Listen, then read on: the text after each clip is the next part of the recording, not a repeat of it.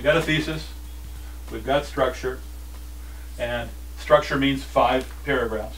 But what do we need to move between the paragraphs? Transitions. Transitions, exactly. Transitions are the mark of a good writer. You want transitions between paragraphs, and you also want transitions within paragraphs. So transitions, key point. Mark of a good writer. Transitions, and two types of transitions. Those within sentences and those between paragraphs. Within paragraphs and between paragraphs. Now, the between paragraphs is an easy one. You just need to go through and say something like, another example that, for example, every advance involves some loss or sacrifice, occurs in, and then you hit them with your content example.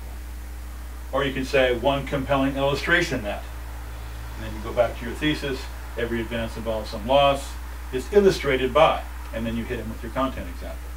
So those transitions between paragraphs are pretty straightforward.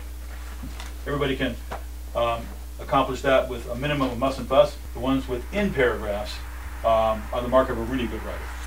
And those cover 2 different types of events. There are transitions that move the action forward, and there's transitions that turn the beat around. And the readers are really looking for these because these are kind of signposts that show the reader that you're following a logical progression, and then that you've gone in one direction, now you're going to stop, turn it around, and come in a different direction. So there are markers on the essay highway that tell the reader that you know exactly what you're doing. Can anybody think of some transitions that turn the beat around, or transitions that move the action forward? Therefore. Therefore, exactly. If you use therefore, moving the action forward. Any other ones for forwards? Furthermore. Furthermore. Good. Anything else? Talk to me. First, second, third. First, second, sure, but those are usually over here in between the paragraphs, but that's all right. Thanks for playing. Other ones? Forward, therefore, consequently. So those move the action along, and the reader says, okay, you've got a logical progression going here. What about turning the beat around? However. However, classic case, right? You've been going in one direction, and you signal the reader, hello reader, I'm moving in a different direction now. And the readers like that because they can see exactly where you've gone and where you're going. What else? However. On the other hand. On the other hand, exactly. What else? Nevertheless. Nevertheless, exactly. Good. Now it'd be nice if you had like a listing of these transitions so that you could sprinkle them through your essays. That'd be a good idea. Yeah. Yeah. Well, it turns out, oddly enough, that on page 47 of my book, there's a whole list of these transitions. Let's take a look.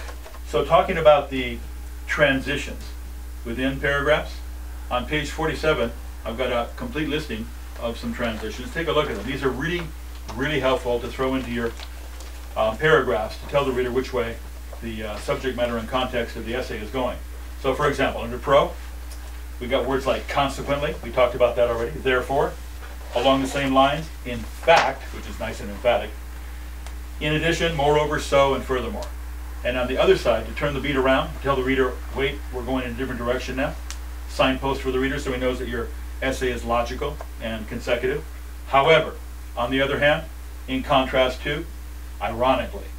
Ironically is a fun word. What does it mean? Something you wouldn't really expect to happen. Yes, exactly. Opposite of what you expect. Exactly. Fire in the firehouse. Surgeon on the way to the hospital to perform surgery gets run over by an ambulance and has surgery performed on him. How ironic. And then we got yet, despite, unfortunately, and but.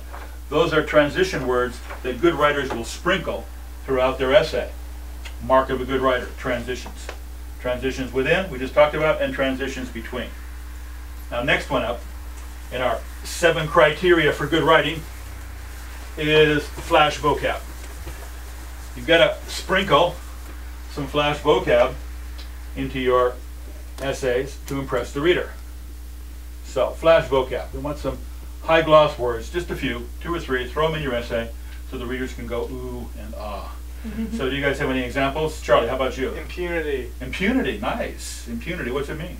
Without penalty. Oh, very good. Impunity without penalty. Great. Jason, how about you? Do you have one? Yeah, egregious. Egregious. Very nice word. Egregious is going to impress the readers. What does it mean? Horribly bad. Bad. Very bad. Horribly bad. Exactly.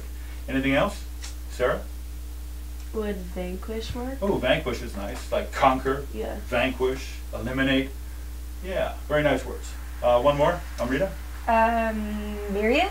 Myriad. Very nice. Myriad, like the stars in the sky. Myriad effects. Lots of. Good. So flash vocab. So once again, you don't have to throw a lot of words through your essay. Just a couple of little flash vocabs to spice up the essay and get the reader's attention.